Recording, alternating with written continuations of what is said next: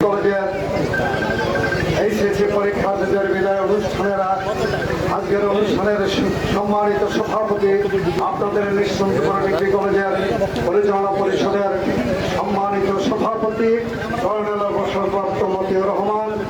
আজকের সভায় প্রধান অতিথি হিসাবে উপস্থিত থাকবার কথা ছিল আমাদের সকলের প্রিয় নেতা, এই ৭৪ নির্বাচনী আসনের মাননীয় সংসদ সদস্য ডক্টর মোহাম্মদ জালাল উদ্দিন।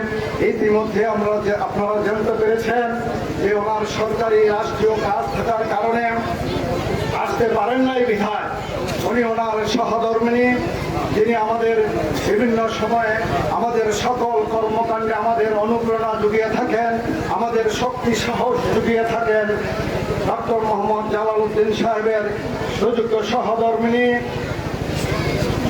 আইবির উইমেন চ্যাপ্টারের সম্মানিত সভাপতি ইঞ্জিনিয়ার শাহনাজ শারমিন।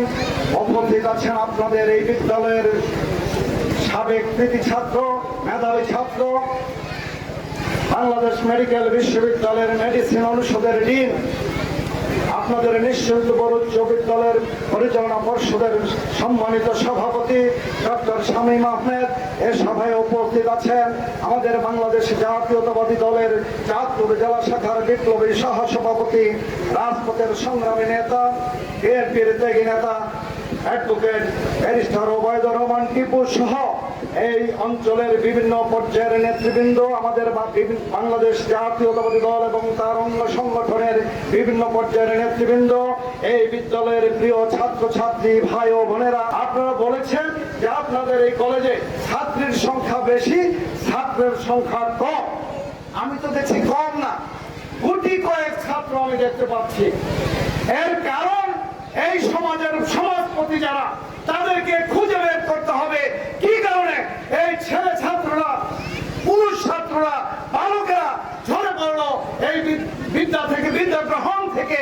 এটা খুঁজে বের করতে হবে, বের করে এই বিষয়ে কঠোর ব্যবস্থা নিতে হবে। তা না হলে আমরা যাদের উপর নির্ভর করি, যে আগামী দিনে তারা একজন ডক্টর শামীম হবে, তারা একজন কর্নেল অবসরপ্রাপ্ত মতিউর রহমান হবে। সুতরাং আমরা এই প্রত্যাশা থেকে বঞ্চিত হব।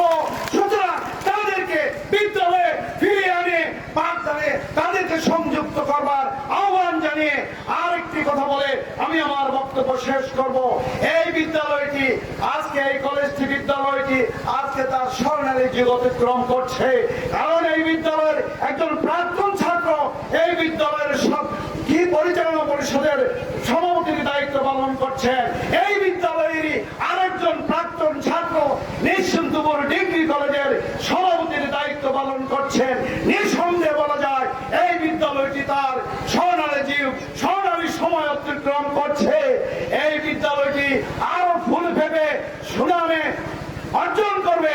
তোমাদের মধ্য দিয়ে একটি শিক্ষা প্রতিষ্ঠান বড় হয়, তার ছাত্র ছাত্রীরা কি রকম করছে, সমাজে কি রকম ফলাফল করছে, কর্মজীবনে তারা কি রকম সফলতা অর্জন করছে, তার উপরে নির্ভর করে একটি শিক্ষা প্রতিষ্ঠান কতটুকু করে। এখানে কয়েকটি প্রাচীর দিয়ে তারপরে কয়েকটি ছাত্রনিবাস প্রতিষ্ঠিত করলে, কয়েকটি একাডেমিক ভবন নির্মাণ করলে এই বিদ্যালয়টি বড় হবে না। এই বিদ্যালয়টি গুণমানে বড় হবে। তোমরা যদি সফল হও, তোমরা যদি তোমাদের কর্মজীবনে তোমাদের সাফল্যের চিহ্ন রাখতে পারো, তাহলেই এই বিদ্যালয়টি বড় হবে, এই কলেজটি বড় হবে, সুনামে অর্জন করবে। সুতরাং সবশেষে তোমাদের যারা এইচএসসি পরীক্ষায় অংশগ্রহণ করছো, তোমাদের সকলের সাফল্য কামনা করে আমি আমার বক্তব্য শেষ করছি। ধন্যবাদ উপস্থিত সকলকে।